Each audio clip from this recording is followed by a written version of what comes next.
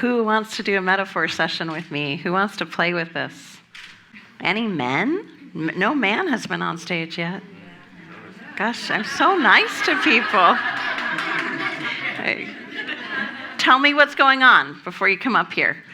Growing up, the metaphor that I always heard was, money does not grow on trees.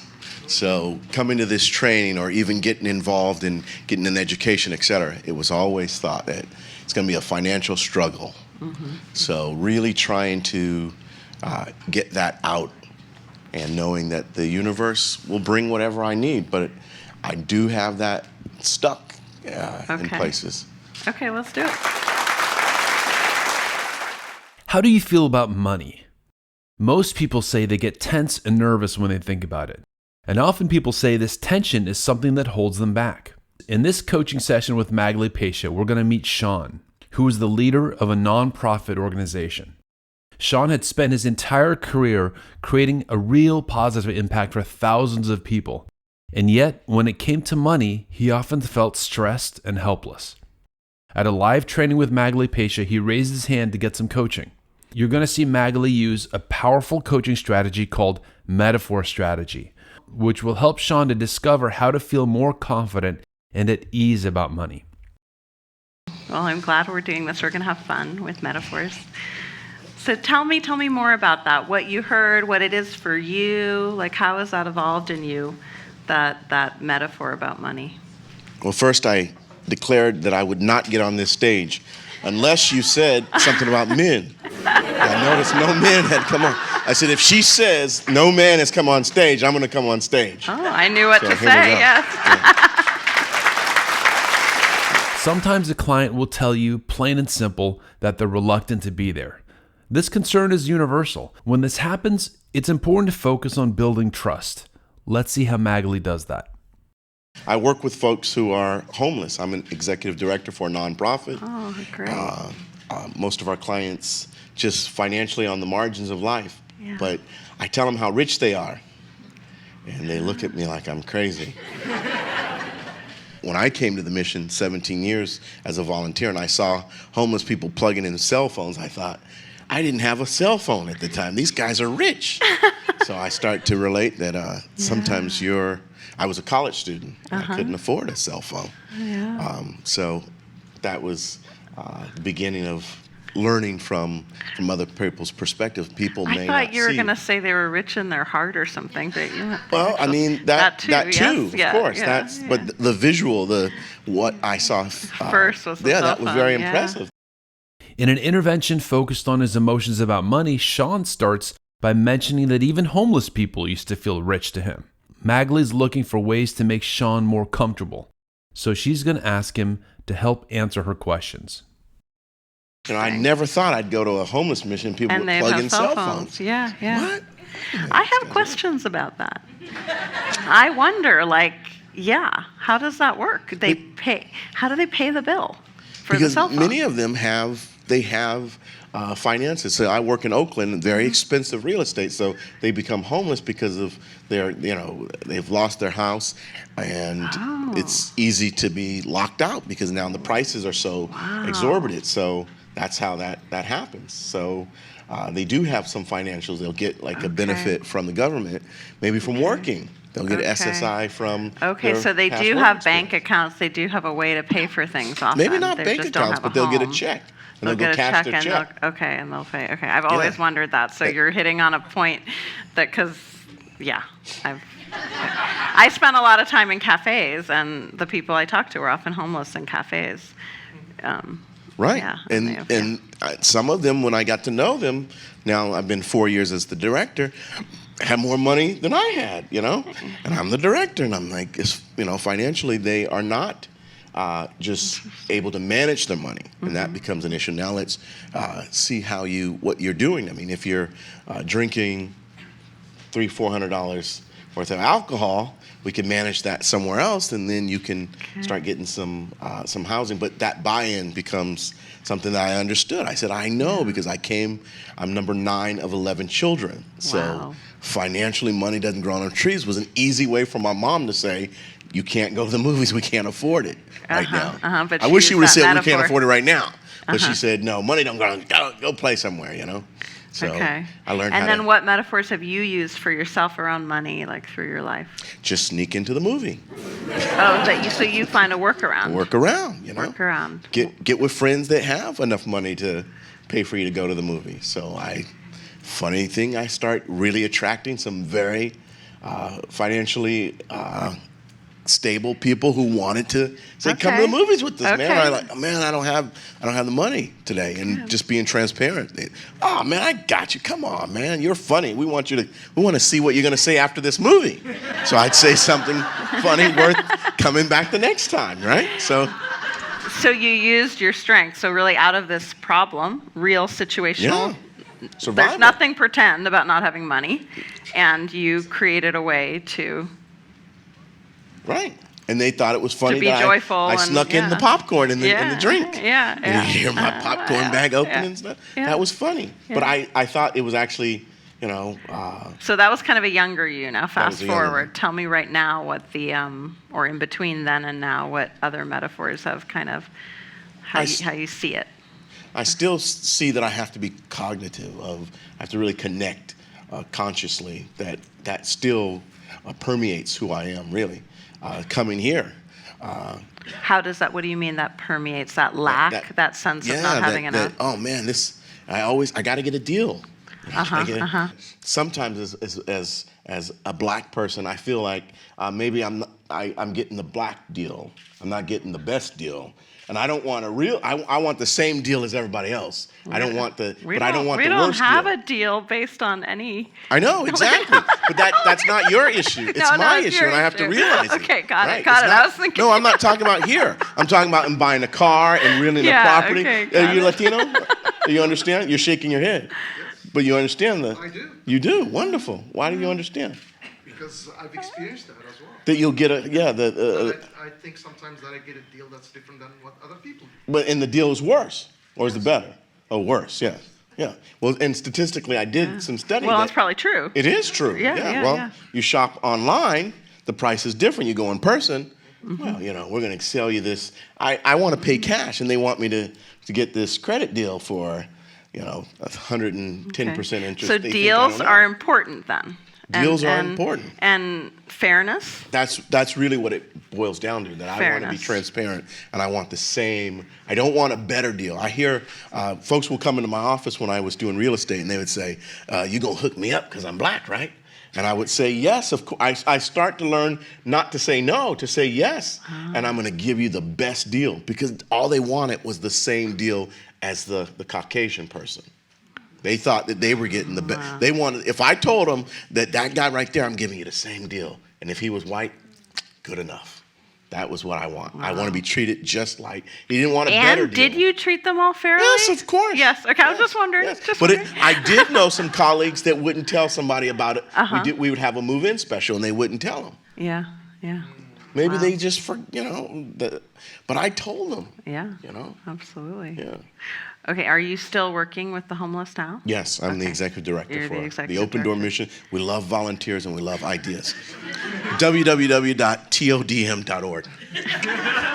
That's our website. We'll link to that, okay? Would you please? We'll link to that, okay? We'll link it. Okay. Sean's making clear that he's not afraid to tell it like it is, even a potentially awkward issue to talk about like race. If he thinks it, he's not afraid to say it. So it's great having an honest client who will push back so that together they can find what's really true. So right now in your life, when you think about money, Yes. we could do fairness also, but let's stay with money right Yes. now. You just think about money, finances. Do you have any image that comes to you of what it is for you now? Not the metaphor from your mom, not your workarounds, but just like an image of it, like it could be an animal, it could be a place, it could be anything. It's a monster. It's a fear. monster. It's It's a fear. fear. Okay. It's a fear. So let's look at that monster. Let's pretend that monster is actually right here. Can't hurt us because it's Okay. in this He's in a like cage. globe. It's like totally protected. Okay. And it's protected and we're protected, but it's here. Okay. Now that Sean has clarified some of his attitudes about money, he picks a metaphor, a monster. Now, we want that metaphor to be vivid, so Magali suggests they put it on the table. But we also want it to be safe, so they put a glass globe around it to protect Sean. So tell me what that monster looks like, and you can close your eyes if you want to. I like to keep my eyes closed all the time. Oh. If I could just coach always with my eyes The closed. monster's there. I'm going to watch Okay. him. Put my eye on him. Okay, say that again. I said, I'm watching the monster. I don't You want watch to close my him. eyes. You don't want to No, close no, your I'm eyes. not Okay. closing my eyes. One way to build trust with a client is to demonstrate trust. So even as Sean is keeping his eyes open on the monster, Magali's going to demonstrate trust by closing her eyes. Tell me what he looks like. He's laughing at me. He laughs. He's Okay. laughing at me. Is there a why there that he's laughing? Does he know something you don't know? Does Exactly. he knows something. He does know something I don't know. Okay.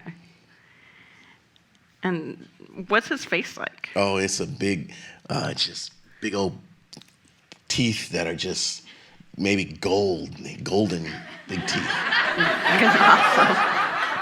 Does he make any sounds? Like, he's stuck. I mean, we've got him stuck the in song, this. Money, money, money is all around him. He's got money sounds on. Does he mind being in this? Like, I created this glass bowl around him because I didn't no, want he him knows out he's coming near out. me. Oh, got he's his hair coming kinda out like that, Oh, too. so he knows he's coming out. Okay. He knows he's coming out because he got money. He's got access. Oh, so he'll find a way. Oh, he'll find a way out. Oh, Okay, yeah. okay. Yeah. So, what do you think he's afraid of? What is he afraid of? With all that money He's and that afraid of- meanness, what is He's he afraid of me taking what he has.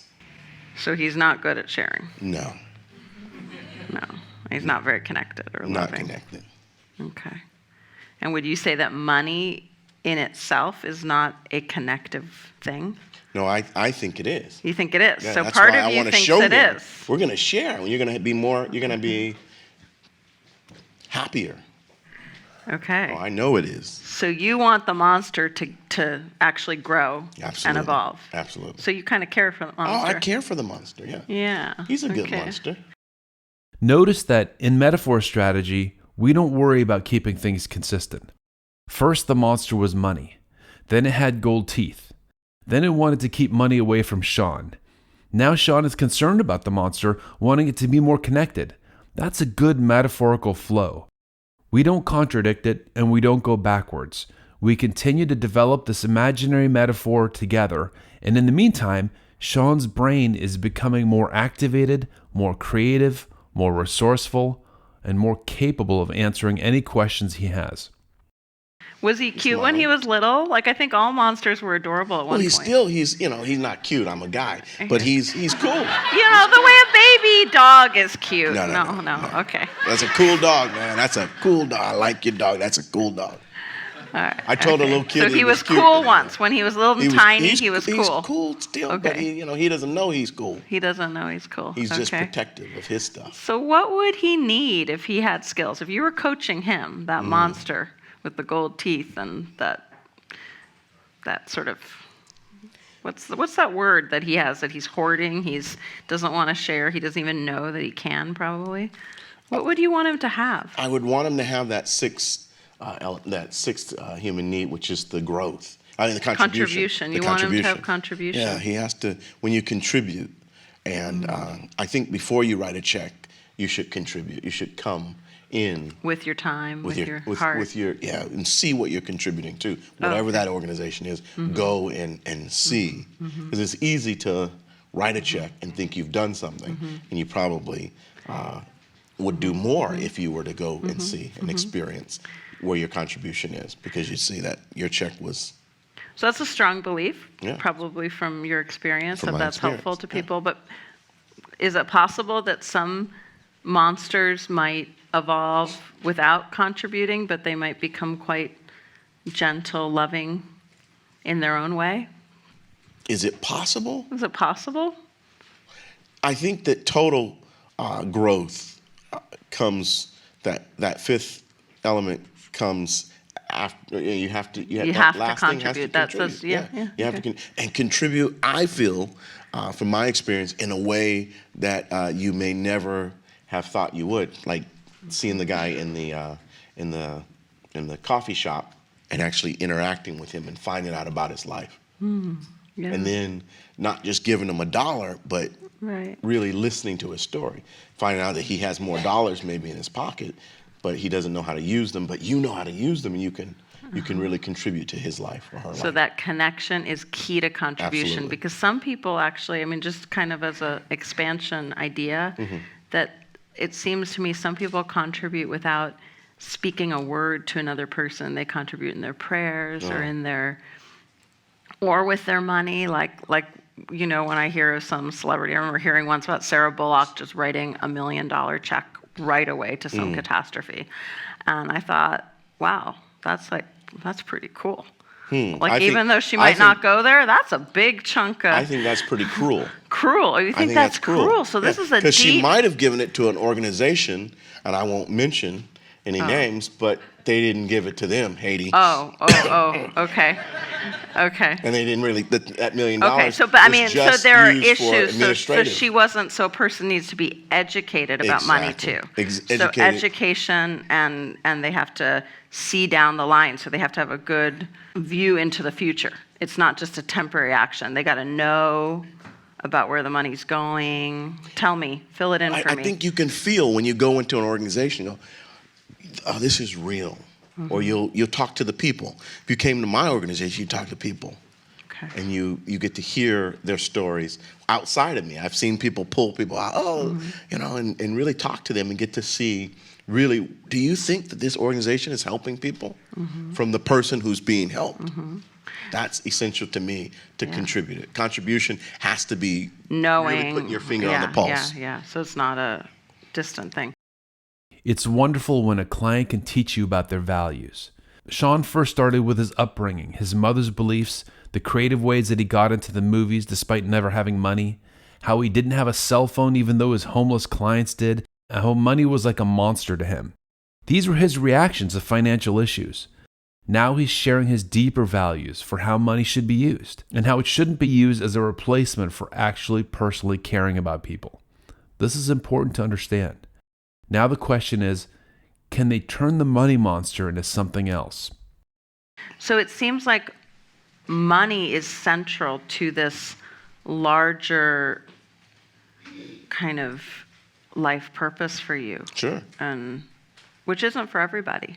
Some people just want to use money as, like, want to deal with it as little as they can. They want to think about it as little as possible. But for you, it's like a way to do good. Sure. Tell me about, like, if there was, okay, we got monster money. Right. Now let's make, like, angel money. What would angel money look like? And they can both be here side by side on either side of the planter. And they are. I would hope that Monster would transform, like he's a caterpillar who goes into a butterfly. Okay. So I think that the monster money is the angel money. Okay. So just- tell me about angel money. So angel money is it's contributing and knowing, you know, the purpose behind writing the check beyond just, okay, there was a catastrophe. It's almost proactive as opposed to reactive. So imagine for a moment that you're sitting in front of angel money. You're out to lunch. Is angel money a man or a woman? Angel money actually is a woman. Is a woman. Great. Looks kind of like you. Yeah. Oh, I like that. I need some gold. Okay. So tell me what angel money, tell me how she dresses. White, flowing, lacy. Okay. Just very free-flowing. Very angelic, huh? Very angelic, yes. Okay. And tell me more about her. Tell me what you talk about with her. What does she like to talk about? And I think that's the issue. She does like to get involved in a relationship. It's not, I'm going to give you something, but I'm going to invest. Okay. It's not just give, write a check, but invest in what you're doing. So I Okay. want to talk to you about what are you interested in? And, She wants to know She every wants to person. know. Okay, and could she possibly have a brother out there too that's more like you? Or a husband. Or a husband that's like you? That's like me? What do you mean? Like you, like if you were that angel money, just like imagine for a moment, because I know we made her a woman, and I know you didn't like to even talk about babies being cute, so I don't think you're going to they're want to cool. wear women's clothes. So, Did you say women's clothes? How did you know? So I wouldn't mind you. I wouldn't mind. I'd love you to pretend to be her, but I don't No, want I to can make you pretend do to be that. her. Okay. I'm But cool. I want you to pretend to be that good quality of money, or is that already who you are? You don't have to pretend. No, Are you already that? I think that You I'm focus on continuing to evolve contribution. into You're continuing to Yes, evolve. it's a growth, and I know that you have to let it go and know that it's going to come back. But it's for Okay. me, it's not letting go. It's So is and I that just the realized sticky that. point? Look how Sean has relaxed and evolved so far. Earlier, he corrected Magali about calling the monster cute. Now he's open to much more. One part of relaxing and trusting is that he's able to identify the skill he wants to have, the ability to let go of money, to spend it on something important, to invest it, and trust that it'll come back. If I get it, it's then, okay, let it go. It takes a while. I To can't be able to release. Yeah, let it go. So spending. Yes. Okay. I once heard a metaphor I loved long time ago in my 20s, I've never forgotten, Okay. said by an accountant, that money is circular, Yes. like a ball. It rolls away Right. from you, it rolls towards Right. you. It's always rolling. Right. And that always Well, helped me when I lost a lot of money or Wow. made money. I just thought, oh, the ball is coming this way or that way. Of course, Well, I'd get upset too, but Right, you know, right. but it's a nice currency, metaphor. so it flows. It flows. A current, it flows. Yeah. But I do know how to strangle the flow, like the water hose. I'll tie it. Oh, maybe it's not going to come back. I better tie it. And you want to release it. So I let's wanna make a release it. metaphor right now. You got the scary monster Mm-hmm. money. You've got the angel money. You've got this hose. How can you work with that to ease the hose, to create that flow in a picture, in an image? The great thing about metaphor strategy is that it helps the client shift topics to whatever they need in that moment. Magali's metaphor about money rolling became a metaphor about currency, which led to the metaphor of the water hose being strangled. This became a metaphor for physical tension. This is very helpful, as physical tension is something that we can easily work on. We have these strong metaphors here. We've got the monster money, Right. who's greedy, who needs to grow and evolve, and he's not doing it because he's scared. Right. We've got angel money, who is connected and loving, and she does things just the way you would like to in terms of contributing and getting to know it, being educated. And then we got your struggle, which is this is a flow, but you tie it up, you clench it. So what would be an unclenching metaphor? Just to let the knot go from the hose and let it flow. Okay, so kind of it's hard to unknot a hose. it Like is. you mean like a garden hose? Yes. Yes. Okay. Yeah. So is water going to be on? I want you to really think about Yes. that. If the water is on and you're gonna like pull it apart. Do it right now. Just close your eyes and kind of pull apart that knot. Is there anywhere also in your body that gets knotted when you get into that struggle about receiving or giving or letting go of the money? Does it go anywhere internally too? Yeah. To the stomach. The stomach. Yeah. Okay. The gut kind of. Right. My gut is just Yeah. Okay. tied So up. When Sean locates that tension in his gut, the clenching metaphor becomes a muscular tension. And by using the metaphor strategy, we can help Sean to loosen those muscles. So right there, also right there in your gut, can you let like that, either that metaphor of the angelic contributor go in there and ease the tension, or some other relaxation that goes in and just lets it release and expand and unknot, unclench, just as you're also unclenching the water hose. You unclench internally and you feel yourself. What happens to yourself when you unclench? I feel lighter. Lighter. I feel Yeah. softer. But then I Lighter, also softer. find out, wait a minute, it was also in my heart. And I had another knot there. I have to undo that one. Okay, so let's go to your heart now. Yeah. Yeah. What is the knot like in your heart? Is there a different quality to it? Is it? Actually, it was built up from the gut, so it really is pretty knotted up. I have to really Okay. work on getting that So one. check out your shoulders. When you think about your heart, check out your shoulders and your throat and the space underneath the heart area too. Yes. Because sometimes that space has to grow bigger to give room to unknot the heart. Wow. So let that grow bigger. You can even think of having wings on your back Wow. that expand you out Wow. and letting that go. A knot in the heart can be hard to control. It's much easier to relax shoulders and the muscles around your shoulder blades. So that's what Magali suggests. Notice Sean is relaxing. You can hear it in his voice. He's even closing his eyes to tune into himself. Now, when you let that go, who benefits? Wow. Everyone around me, including myself first. Yes. So what will you have more energy or strength for? The things I need to do, and that's one thing as I don't like to focus on myself, then I don't have to deal with, my own monsters. So when you do this, you are focusing on yourself in the Yes. best way, right? Yes. And then, And I'm feeling lighter, and I'm feeling healthier. okay. What comes in as something that you want to take action in now?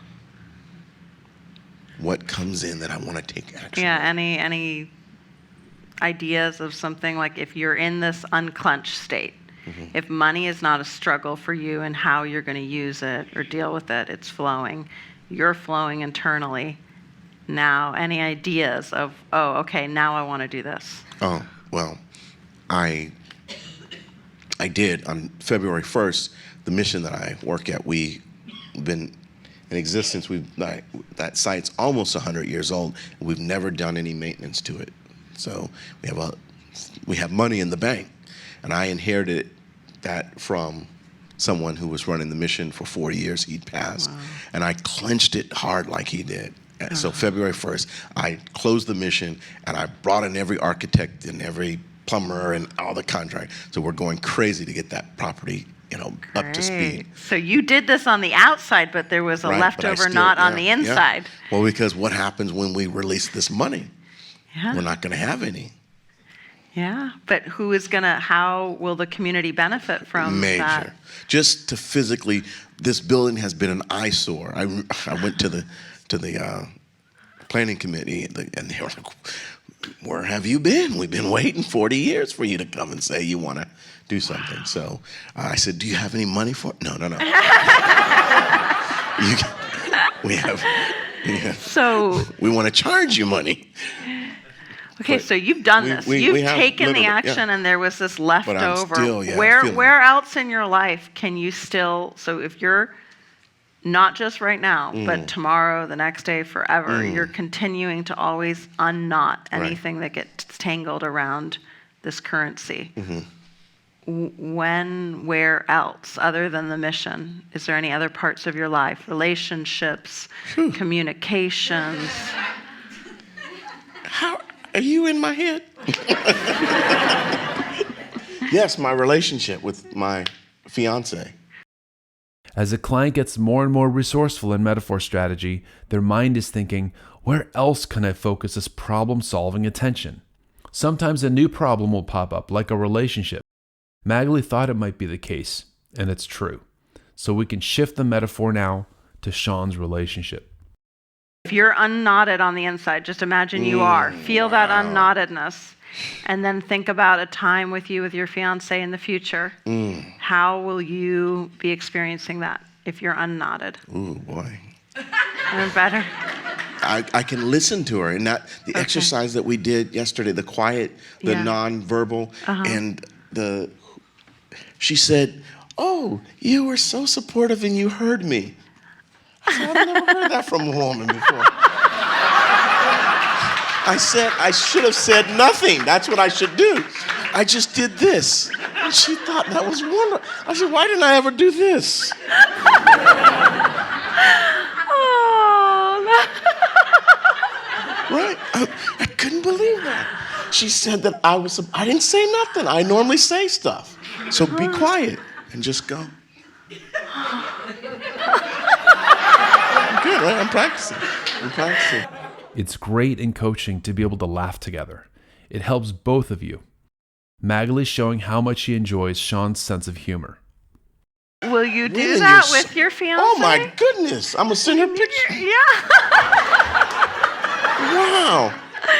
I have 7 sisters, so they're very, They want. You had to defend yourself. Yes. They were very, they're Girls not- can be mean. Oh I my know, God! I'm sorry. I couldn't believe any guy would want to. know. Why? People are. They breath stink. They ugly. What are you doing? Why? They didn't see them when I didn't see them outside of the house. Yeah. Like, you like my why? Poor guy. Yeah. But that's the same they feel about their sister because Yeah. you see them. So all those Inside 7 out. sisters, they made some knots in there Oh, too. my So Lord. we gotta untie those Oh, my for your goodness, yeah. fiance. Yeah. So okay, you're untying that. Tell me about the knot related to your fiance. Does it have a color? Does it have a texture? Is it anywhere inside? It's a big ball. It's A big hard ball. Big rock. ball. And inside that rock, is there a part that knows it's love? Oh man, yeah. Yeah. Remember that metaphors are imaginary. Both coach and client can change them. So as soon as Sean mentions the rock in his heart, Magali asks whether there's love inside. And there is. Now he has love in his heart. So can you go right to the inside of the rock and work out the tangle, the knottiness, like from the inside? How can you magically unravel it? That's what I'm here for. So let's do it right Yeah, now. okay. Just Oh, imagine how that rock looks and go into the center of it where you find the goodness. Because everything, you said even the monster had a goodness. Oh yes. So in that rock, you find that goodness and you allow it to dissolve, or what's your word? I don't want to give you that's words. what I wanted. I didn't want to say that I need to break the rock, but I kind of Yeah. liked the rock because it did I was very nice and gentle with my sisters, and they would just take advantage of anything, And I just thought, oh, you got to be stronger. And they would tell me, you can't be such a pushover. I would fall for anything. I just thought, so anyhow, so I then, I So then you developed that became a rock. Yeah. Okay, so in that, And now in that I center, don't like though. that rock. I want to break it to little pebbles. Okay, so what would do that? Does it need heat? Does it need a It needs tool? What does yes, it it need? needs a strong chisel. A strong chisel. Yes. Okay, so imagine yourself Knocked out. going at it. Are you chiseling from the inside or from the No, outside? from the outside. From the From the outside. outside. Okay, so just, Yeah. and is it you or do you have a team doing it? It doesn't have to just be you. You can have helpers. Oh, wonderful. Yeah, you can put people to work. I'm good at that too. Yeah, I thought so. Chisel. If you're Oh, a director, You're an good. executive director, you Oh, must know how to Oh, delegate. Yes, I do. So I do. when you feel that rock, can you delegate? Who would be your team that you would use to delegate? Like archetypes, like they could be whatever you want them Right. to Well, be. my sister's my assistant. Oh, your Yeah, she sister. works for Oh, me. for Yeah. real? For real. Oh, yeah. okay. Could you give your 7 sisters chisels in your imagination to break apart that rock? Because that would they be helped good. you make it. Maybe Yes. they owe you this. Oh, That they would be do. fair. That would be really fair. Yeah. When a metaphorical action seems difficult, like chiseling a rock, remember that you can always make it easier. For instance, by adding a team. Sean suggests that his sisters could help. Do you see how this works within Sean's world? The sisters that help to make the rock will help break it down. They're strong ladies because that would be sand, the rock. Oh, so it would It just would totally just go. chip- oh, They yeah, would do they're- it like they're- that. they're- So they're fast. They're fast. Okay. So yeah. Do you have any brothers too? Oh yeah, I have 3 brothers. 3 brothers. Can they help you in some way with this rock? If those girls are working, I don't know. Oh, they get to sit around with They you get and to- enjoy yeah, that they're working. Yeah, Okay. they're next. They're next. Okay. Yeah. Okay. Yeah. Okay. So what's going to happen when the rock is gone with your fiance? Wow. I think the lightness that she's been craving and wanting is going to be there. And how is that experienced in you? How do you experience lightness with her? Imagine the rock's gone and you have that weight off your shoulders. What is it going to be like when you're with her on your experience? And you don't have to say it out loud. You can just imagine it. Okay. And are there words that you can tell her about this, I don't know what you'd put it as, a hope or this experience, the way you want this to be with her, so she knows, even if there are days that are heavy, because life is that way. Sure. We have sad days, we have Sure. hard days, but you still tell her in words that you understand her need for this lightness and that you also know that it's important, that it's powerful. But I think that what I realize right now is that I need this lightness. You need this lightness. I needed yes. the lightness that she was asking for, but I needed it first. And can you tell her? And I have it. And I have it. You haven't told her. I haven't told her, but I have it now. An amazing thing about metaphor is that the changes you ask for can happen instantly. Magali thought that Sean would have to ask his sisters for help, but the fact is, as soon as he imagined it, he could feel the lightness that he wanted to have. Now he's going to talk about how this rock affected his relationship. And I would tell her, I would say, oh, I know you're just like one of my sisters, I'm just waiting to see it. I know you've got the same stuff. And she, I'm not like them. I'm totally different. Oh, no. I have 7 sisters. You've got to be one of them. I haven't seen it yet. I keep thinking of the 7 dwarfs, like and you're Snow White. Yeah. Yes, and that's them. But the funny, and I could tell, yeah. They're sleepy. Kanisha. Latrice is dopey. And is there a doctor? Is there a healer in there, like the little doctor? Oh, little Wanda, the oldest, is the doctor. Oh, yes. yeah. Okay. She actually works with counseling. Yeah. Okay, so go back to this experience of lightness that you're going to tell your fiance that she's not your sister. I'm going to say she's not any of those. No. She's just her, and I've been looking for her to come out and scare me. But she's not none of any of them, because I broke that rock and I was able to see that she's just her. And what if one day you're wearing the wrong kind of glasses to see her and you see her as scary? Can you recognize that inside that scariness is probably fear or something else? Oh, it has been. Yeah. Definitely. And can you, in this experience of this lightness you felt, can you imagine her right now feeling it too? Oh, because you're feeling it? Yes. So you kind of lend it to her? Absolutely. Or she already does? I know she will. I can feel when she's sick. I can tell her. I'll call her. She's in Jamaica. I'll call her and say, I know you're not feeling well because I'm not feeling well. And I have no reason not to be feeling well. Everything is good, but I know your back is hurting. She'll go, yes. How did you know? Wow. I so can feel. And she feels your energy energy she'll feel too? if I'm truly, sincerely telling her I let go of that. Wow. She'll know. She'll say, yeah, I felt that. Wow, that's great. So there's this very deep connection. Oh, there's a definite, super deep connection. Yes. It's great when a strategy can bring a client to focus on their strengths. In this case, Sean's deep connection, which even enables him to know how she's feeling when they're apart. Now, towards the end of the session, it's nice to get some takeaways, things that the clients can do when they go home. Is there anything you want to carry away into your life that you do? Just letting it flow and not having the big untie the knots. And knowing kind of where they came from is okay. It actually helped me, but now I can let it go. Okay. Yeah. So you started by making it an object, a representation, the hose that you could do, and then you found it in your body. Right. And then you moved to where else in the body and what other part of your life had that same constriction. So that's the same process. Mm-hmm. If the knots ever pop out again or you feel another knot, same thing, object, where is it inside, relaxing it, where else now do I need to go? So that's the progression. And I'd actually like it if you'd be willing to commit to 3 minutes a day where you think of this money constriction or relationship, whatever, and you do this same thing. And one day it could be a hose, another day it could be a rock, something else. Okay. It can change. Okay. But every day, 3 minutes for 1 week. Sure. Yeah? So we just keep that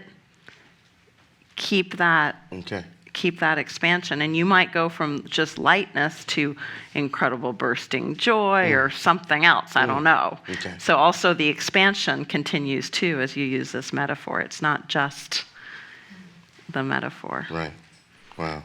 Okay. Powerful. And what time of day do you think you could commit to? Is there something you do every day, like lunch at the same time or brushing your teeth? Or because we like to link it to an actual activity so it makes it more available to you. Well, I do a walk at 8 in the morning. Oh, perfect. You want to do it at the end of the walk, beginning of the walk, while you walk? Or, yeah. Okay. So if you hit the end of the walk and you haven't done it, you're going to take at least 2 minutes to do it? Sure. Okay. Absolutely. And if you ever, don't think this will happen to you, but sometimes days go by and we forget to do Right. something. Oh, no. Then just go, it's okay, no shame, no guilt, just do it now. When I remember, that's perfect. That's the moment. Right. And that's the other thing to kind of remember. Whenever we are reminded of our constriction, whatever it is, in that moment of being reminded of our constriction, there's actually a letting go. Because you are no longer in that state of constriction when you're aware of it. Just that awareness brings a little bit of release to it. You know what I mean? Sure. Like if people are unconscious, like those guys with the money you were talking about, unconscious of what they had, and you pointed it out to them, Right. you were bringing awareness. You were Sure. actually changing a little bit what was going on for them. Absolutely. Yeah. And you do that probably with everybody. Right. I Yeah. believe when you know better, you do better. Sometimes it's just you didn't know, you didn't think of it. You're so focused on the problem. Right. And that's right. what I said I was not going to talk about my sister. How did you get me to do that? Well, we started with the cute little baby monster, and you didn't want a baby monster, so then I don't You know, moved it to went to sisters. sisters. Wow. Yeah. That was deep. Okay. 'Cause All that was- right. Well, Part of the issue. this was fun. This was Wow. fun. Thank you so I much. love this. I love metaphors, and Wow. yours were beautiful Wow. and great and powerful. So thank you. Thank you. One thing that's powerful about metaphor is that it enables one image to turn into something else.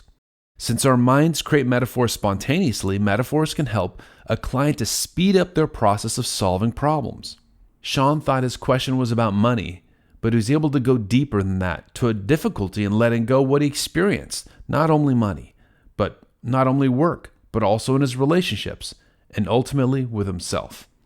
With Magali's coaching, he was able to unclench that tension, first in the form of a garden hose, then in his gut, then in his heart, until he felt a lightness that he realized he'd been waiting for a long time. He's going to go home now to his fiancée more clear, more open, and more relaxed. And he'll come away with a 2-minute process for relaxation that we know he'll be able to make it work. Why? Because he developed the metaphor himself during the session. That's the power of metaphor strategy. Here's what Sean said later about his work with us. So I'm Sean Slaughter. I am a executive director for a nonprofit in Oakland, California. I came to this wonderful, incredibly well-baked cake of a seminar expecting some personal growth, but I've experienced far deeper than I could have imagined. I was able to get some personal coaching with Magali, and it was incredible, life-changing. So I am eternally grateful for what has transpired here. I know it's going to impact my personal life and my professional life. So I really thank you to Strategic Intervention Boot Camp for being more than I could have ever imagined it to be.